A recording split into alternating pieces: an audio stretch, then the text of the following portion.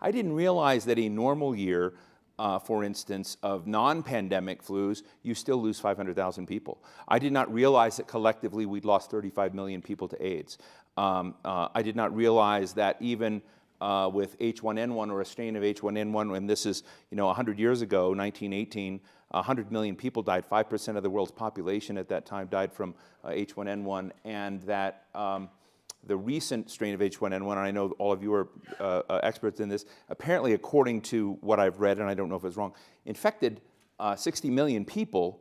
Not many died, but it gives you a scale of vulnerability, and this is with world-class alert systems. Tom Frieden was quoted as saying, people were upset about inoculation. You can't yell at the eggs to get them to grow the vaccines faster. So this is a situation where I guess I want to start this off with Ron and just say, we've heard Tom's discussion, but I also feel like we've somehow buffered ourselves from awareness of the seriousness of these issues. And I guess I want to start out with something like Ebola or another strain of H1N1.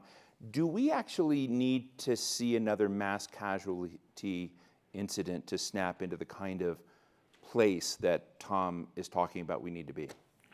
Well, thanks, Steve. And I want to thank Tom for those kind words and for revealing that I extorted money out of the Congress of the United States.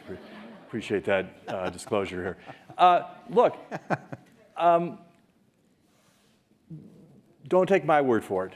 Bill Gates has said that the single most likely thing that could take 30 million excess lives in a given year is a pandemic of some sort. And he said he thinks there's a 50-50 chance that'll happen in his lifetime. So the risk is there. And I think if you just pull back and look at this from an American perspective, from a US perspective, are we ready? We're in the upper quadrant of Tom's grid. We're one of those green countries. But even so, we have 5 big gaps here in the US and 1 giant gap. The 5 big gaps are: we have a leadership gap. There's no one at the White House right now who's in charge of this problem. We have a funding gap. Tom talked about some of that on the global side, but on our domestic investments too, we're underfunding, underinvesting. We have a facilities and training gap. We trained a lot of people at a lot of aspects of this right after the Ebola outbreak. Training needs to be renewed. People need to be drilled. Our first responders need to be trained. We need better and more facilities. We have a gap there. We obviously have a science gap. We haven't yet developed all the vaccines and the therapeutics we need. We have a policy gap. There are holes in American law that we need to fill about things like licensing people in the event of emergency to practice in other states, or using the Stafford Act to respond to emergencies. Those are our 5 big domestic gaps.